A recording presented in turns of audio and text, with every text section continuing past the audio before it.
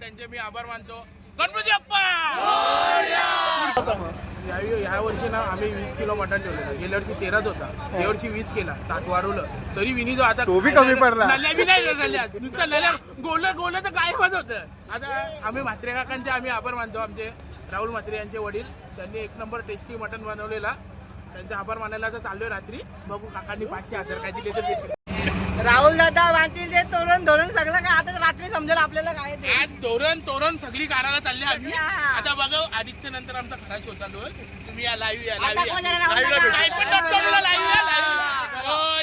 कायपण.com ला शेअर करा, सबस्क्राईब करा भाई.